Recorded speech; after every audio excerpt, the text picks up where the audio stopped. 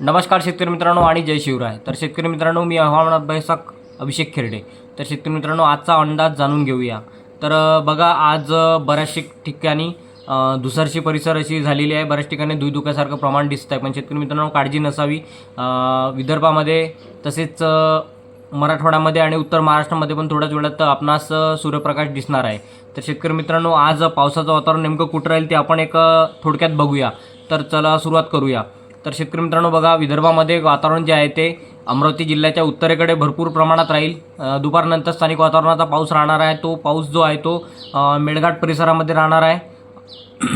तसेच चांदूर बाजार या तालुक्यामध्ये राहणार आहे। अचलपूरच्या उत्तर भागामध्ये पण पाऊस राहणार आहे स्थानिक वातावरणामध्ये।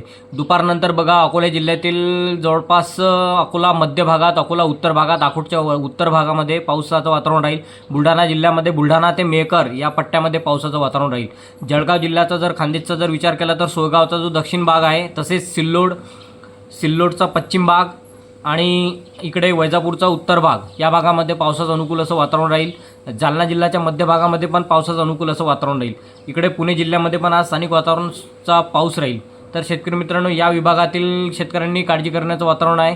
आणि हे जे वातावरण आहे ते मध्यरात्री उशिरापर्यंत सक्रिय होणार आहे। म्हणजे ह्या बघा, रात्रीला नाशिक जिल्हा, नाशिक ते निफाडपर्यंत पण वातावरण आपणास बघायला मिळणार आहे। तसेच सिल्लोड पश्चिम, वैजापूर, इकडे बुलढाणा आणि जो जालनाचा परिसर आहे या भागामध्ये पण पावसाचं अनुकूल असं रात्रीच वातावरण राहील। तर शेतकऱ्यांनी ज्यांची पिके काढलेली आहेत आणि त्यांनी गंजी लावून ठेवलेली आहे, तर त्यांनी झाकण्याचं नियोजन हे रात्रीला आपल्याला करायचं आहे।